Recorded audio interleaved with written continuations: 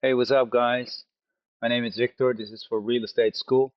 I came across a construction site where they were working on a foundation, and I got some interesting pictures. That is because you can see a lot of different stages in the construction of this foundation for this new building. I'll walk you through some pictures and I'll tell you what I see, what's probably very interesting to talk about. And if you know what you're seeing, then you know how it works. So um, this is a picture with just a bit more overview. What you see here are sort of buckets upside down, and under these buckets, this is a bit closer up. You can see reinforcement steel inside concrete, and the piles that were driven um, just stick just a bit over the lowest part of the ground, and they made the foundation between um, the the sand and the boxes they prepared. I'll show you later on what I mean. And then they cut off the heads of the piles that they driven into the grounds. And to protect the people that work there from getting hurt, they put on top, just upside down, big buckets. You see a lot of them on this side, and the fun is that in the distance, you don't see them anymore because they already constructed different parts of the foundation. Um, so they use a lot of reinforcement steel um, like these. Um, they're already pre-bent, and some of them, like over here, they are square shaped, and they use that for the part. Where's the picture? Here. Um, I'll go back to this picture where we started with, which we started with. Um, so just a bit farther in the distance, you see that they have these pre-bent reinforcement steel pieces, and they make a sort of cages, and these cages are placed on top of the basic foundation. With this basic foundation, that's what they made for where um, the piles just come on surface. Um, and what you see here, the concrete that you see, is just a small layer because that's the bottom of the foundation. And inside the ground, there are a lot of poles. All these buckets represent the poles in the ground. It depends on the sturdiness of the bottom, the amount that the bottom can carry, how deep the poles have to be driven, and in the the basic part of the building, um, you see this is all the same level.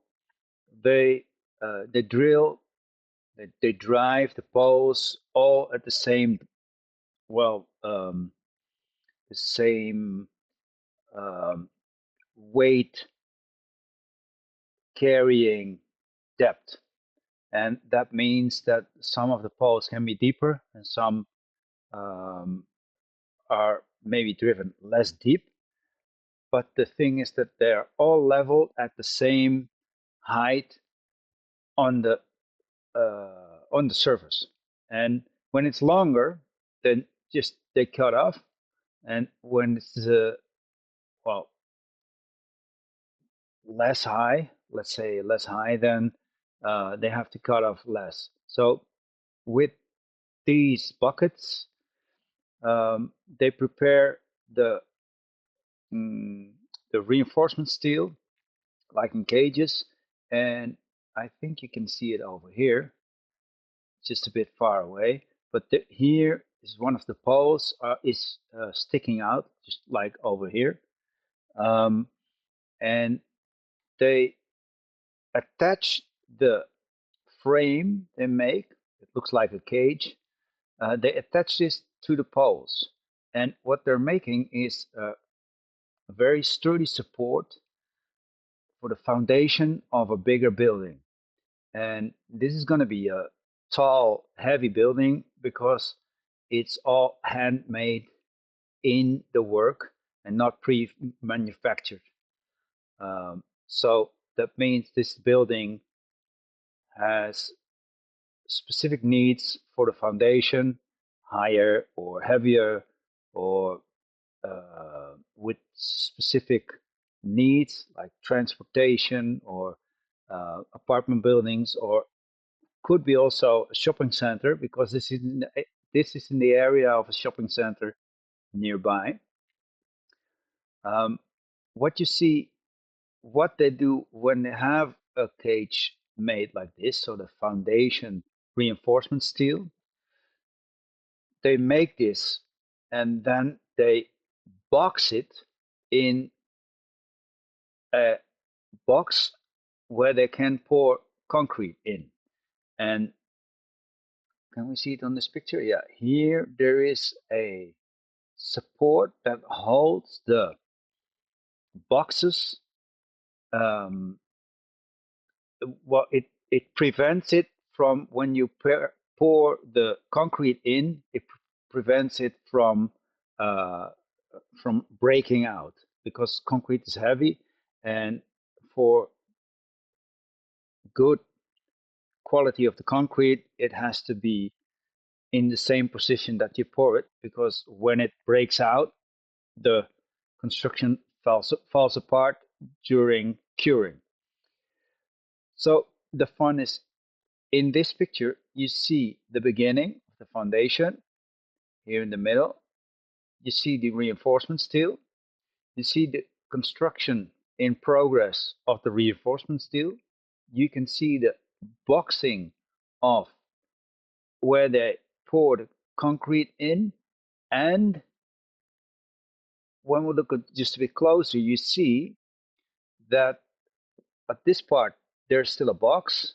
And here on the side, on the left side, the box is already removed and the concrete has been poured and is also cured, and they are uh, uh, yeah, reconstructing the rest of the steel for the yeah to make the building, to start building. This looks like that there could be something like elevators inside or so, um, but I don't know because I don't know the pictures of this building.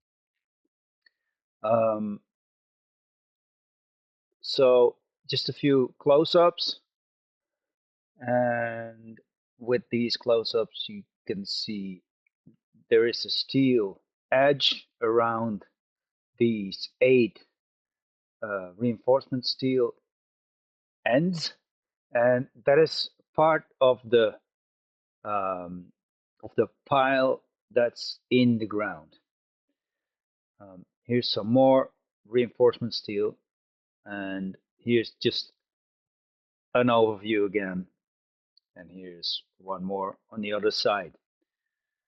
Partly they have pre-constructed reinforcement steel parts, um, and those are just the standard ones that you can use for the lengths, but some, like on this corner over here, you can see that this is a straight piece. You can use probably with a standard piece. Here's one you can use standard, but these go in the edges around the corner, and that has to be made by hand.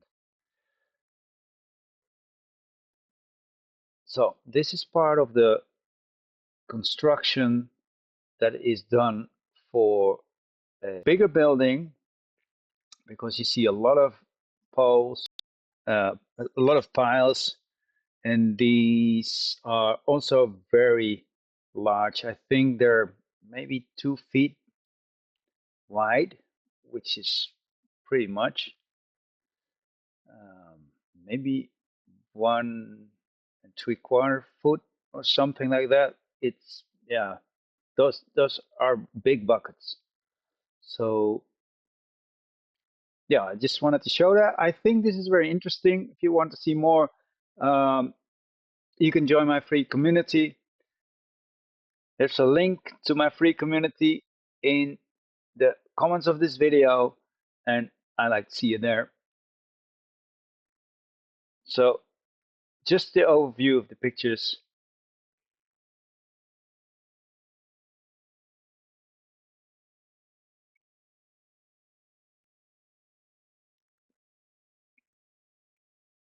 Hope this was helpful. See you next one.